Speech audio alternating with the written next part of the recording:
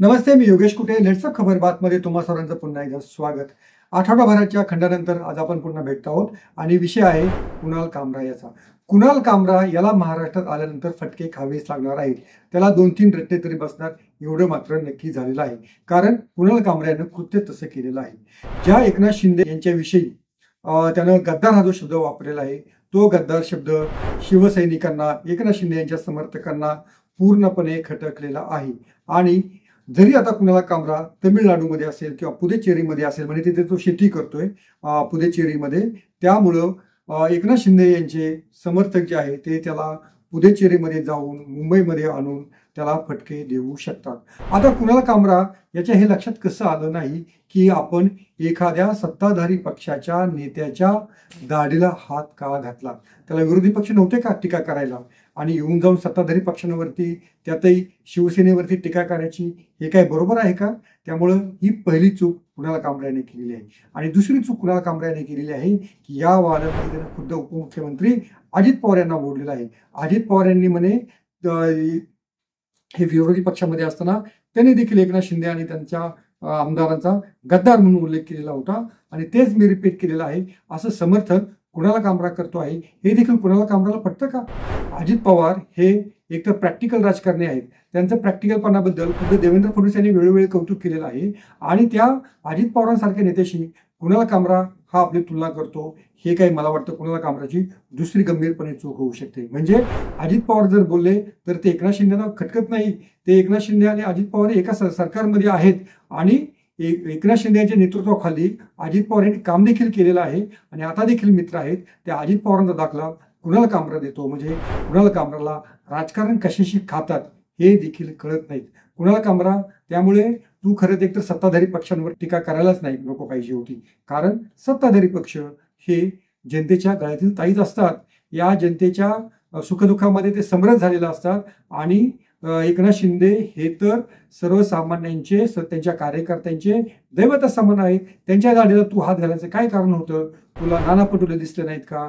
आदित्य ठाकरे दिसले नाहीत का? उद्धव ठाकरे दिसले नाहीत का? मग एकनाथ शिंदे यांना गद्दार म्हणून तू का हिणवलं आहेस? त्यामुळं ही जी तू अभिव्यक्तीची जी स्वातंत्र्य जी काही टिमकी मिळवतो आहेस, ही टिमकी तुला महाराष्ट्रात आल्यानंतर हे शिवसैनिक तुला नक्की दाखवून देतील. आणि खुद्द फडणवीस यांनी असं म्हटलेलं आहे की त्यांना व्यंग आवडतं, विडंबन आवडतं, तरीही तू असं काहीतरी कृत्य केलेलं आहेस की ते खुद्द फडणवीस यांना देखील आवडलेलं नाहीये. एवढंच नाही तर तू जी कविता केलेली आहेस ती जर कविता इतरांनी कोणी म्हणून दाखवली तर त्याला देखील फडणवीसांनी आक्षेप घेतलेला आहे. म्हणजे तुझी जी कविता आहे, तुझं जे गाणं आहे ते किती खटकणार आहे याची तुला कल्पना नको का? देवेंद्र फडणवीस हे स्वतः कायद्याचे विद्यार्थी आहेत, स्वतः LLB झालेले आहेत, आणि त्यांच्यासारखा युक्तिवाद तर महाराष्ट्रात कोणीच करू शकत नाहीत. आणि ते तर खरं प्रति न्यायदेवताच आहेत. कारण सत्ताधारी पक्षाचा कोणताही नेता हा एखाद्या न्यायाधीशासारखाच असतो, कारण तो जे बोलेल तेच खरं ठरलेलं असतं.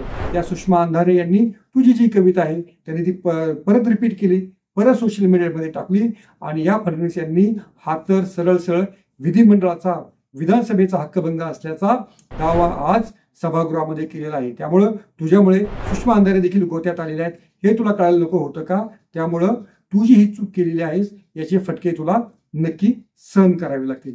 बरं, दुसरा तुझा उद्दामपणा असा की तुझ्या संविधानाचं बुक घेऊन आम्हाला दाखवलेलं आहेस. त्या संविधानाच्या बुकमध्ये असं म्हटलेलं आहेस की मी याच्यानुसार चालतो, आणि हेच बुक जोपर्यंत तुझ्या पाठीशी आहे तोपर्यंत तुला कुणी काही करू शकत नाहीस. अरे पण जेव्हा तुझ्यावर गुन्हा दाखल झाला ना, आता जेव्हा तुला कोर्टात आणतील ना, तेव्हा तुला कळू शकेल की तुझ्या विधानावरनं ज्यांनी हॉटेल फोडलं, तो काय व्हिडिओचं ठिकाण फोडलं, त्यांना क्षणामध्ये जामीन मिळतो, पण पुरावे तुझ्याकडे मागितले जातील.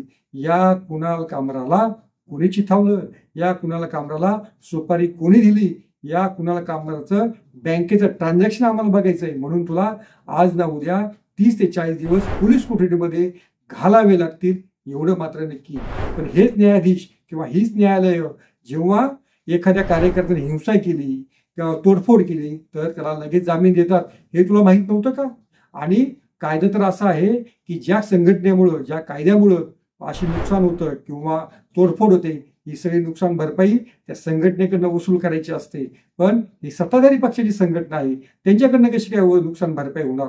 त्यामुळं उद्या जर हॉटेलची जर तोडफोडमध्ये नुकसान काही जर झालेलं असेल तर न्यायालय उद्या तुझ्याकडनं ते भरून घेईल. एवढा तुला आर्थिक तोटा तुझ्या लक्षात नाही आला आणि असं एवढं तू जाहीरपणे एकनाथ शिंदे यांच्याबद्दल असं बोलतो आहेस. बरं, खुद्द आपले पंतप्रधान नरेंद्र मोदी म्हणालेले होते की चांगल्या टीकेचं मी नेहमी स्वागतच करतो.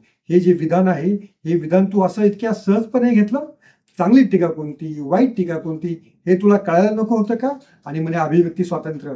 अरे अभिव्यक्ती स्वातंत्र्याचा तुला जर एवढा पुळका होता तर तू विरोधी पक्षांवरती टीका करायला पाहिजे होती. सत्ताधारी पक्षाचे नेते कधी चुकत नाहीत, तर ते भाजप शिवसेना युतीचे नेते तर अजिबातच चुकत नाहीत. तू एकनाथ शिंदे यांच्याबद्दल बोलला तर केवढा मोठा आंडोंब उसळला आणि शिवाजी महाराजांबद्दल जर काय बोलले तर भाजप शिवसेना युतीवाले अतिशय चूप होते, त्यांच्या तोंडाला कुलूप लागलेलं होतं.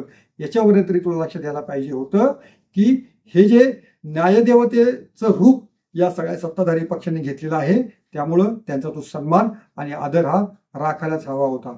बरं, दुसरी गोष्ट अशी की ज्या उद्धव ठाकरे यांनी तुझी बाजू घेतलेली आहे त्या उद्धव ठाकरे यांची शिवसेना देखील अशीच काही अभिव्यक्ती स्वातंत्र्याला पाठीशी घालत नाही रे बाबा.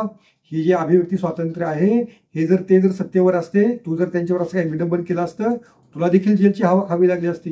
बरे शिवसैनिक पेटलेले असतात, त्यांनी नारायण राणे यांना सोडलेलं नाही, त्यामुळे तुला देखील ते जर सत्तेवर असते तर सोडलं नसतं. त्यामुळं तू अशा राजकीय पक्षांच्या ते सत्ताधारी पक्षांच्या मागे लागू नकोस, त्यांच्यावर विषयी काही टिप्पणी करू नकोस आणि न्यायालयावरती तरी काही बोलू नकोसच. तू तर सर्वोच्च न्यायालयाविषयी बोललेला होतास की सर्वोच्च न्यायालयामध्ये न्यायालयाच्या कारभाराविषयी तू मत व्यक्त केलं होतंस आणि सर्वोच्च न्यायालयाने तुला माफी मागायला सांगितलेली होती, पण तरी पण तू काही माफी मागितलेली नाहीस. त्यामुळं हे जुनं प्रकरण देखील आज ना उद्या पुन्हा आता कबरीतून काढावं लागेल आणि त्या प्रकरणाबद्दल देखील तुला न्यायालय जाब विचारू शकतं. त्यामुळं एकाच वेळेस तू स्वतःवरती किती संकट ओढून घेतली आहेस. त्यामुळं आज जे विरोधी पक्षाचे नेते किंवा विरोधी पक्षाचे अनेक आमदार प्रवक्ते तुझ्या पाठीशी आहेत, हे जेव्हा सत्ताधारी होते ना तेव्हा त्यांनी देखील अशाच प्रकारे त्यांच्या विरुद्ध टीका करणाऱ्यांना फटके लगावले होते. तुला माहिती असेल, एक नामदेवराव जाधव नावाचा एक गृहस्थ होता आणि या गृहस्थानं शरद पवारांवरती टीका केलेली होती, तर त्याला पुण्यातल्या पत्रकार संघासमोर फटके देण्यात आलेले होते आणि तीच राष्ट्रवादी आज तुझ्या पाठीशी उभी आहे. शिवसेनेनं त्यांच्यावर टीका करणाऱ्यांना किती फटके दिलेले आहेत हे तुला माहीत नाही का? त्यामुळं टीका करताना राजकीय पक्षांवरती टीका करू नकोस. न्यायालय तुझ्या मदतीला येतील याची अपेक्षा तू बाळगू नकोस. त्यामुळं इथनं पुढं तू शांत राहा, माफी मागून मोकळा राहा. अभिव्यक्ती स्वातंत्र्य वगैरे असं काही नसतं रे. त्यामुळं अशा अभिव्यक्ती स्वातंत्र्याच्या किंवा संविधानाच्या कलम 19 नुसार, त्याच्या सब कलम 1 नुसार मला बोलण्याचा अधिकार मिळालेला आहे असा कोणताही तू दावा करू नकोस. त्यामुळं जेव्हा महाराष्ट्रामध्ये येशील तेव्हा पोलीस संरक्षण घे. अमित शहाना त्यासाठी विनंती कर, कारण महाराष्ट्रातलं पोलीस तर तुला काय वाचू शकतील असं मला वाटत नाही. आणि जर केंद्राचं संरक्षण मिळालं तरच तुझा काहीतरी उपयोग होऊ शकेल. आणि मुंबईत जर आलास तर शिवसेना ही मुंबईची आहे. ठाण्यामध्ये जर तुझ्यावर गुन्हा दाखल झाला असेल, ठाणे तर एकनाथ शिंदे यांचंच आहे. त्यामुळं ठाण्यात आल्यानंतर तुला हे फटके खावे लागतील. त्यामुळं जपून ये, बॉडीगार्ड घेऊन ये. आणि अभिव्यक्ती स्वातंत्र्य वगैरे हे जे काही तू आम्हाला पुस्तक दाखवतो आहेस ते पुस्तक आमच्या सत्ताधारी नेत्यांनी कधीच वाचलेलं नसतं आणि ती त्याच्या सुविनुसार अर्थ लावत असतात. एवढी गोष्ट तुझ्या लक्षात आलेली असेल तरीही तुझ्या धाडसाला मी सलाम करतो, कारण तुझ्यामुळं अनेकांना अभिव्यक्ती स्वातंत्र्य नावाची जी काही गोष्ट आहे आणि ती कशा प्रकारे राबवायची हे देखील कळलेलं असेल.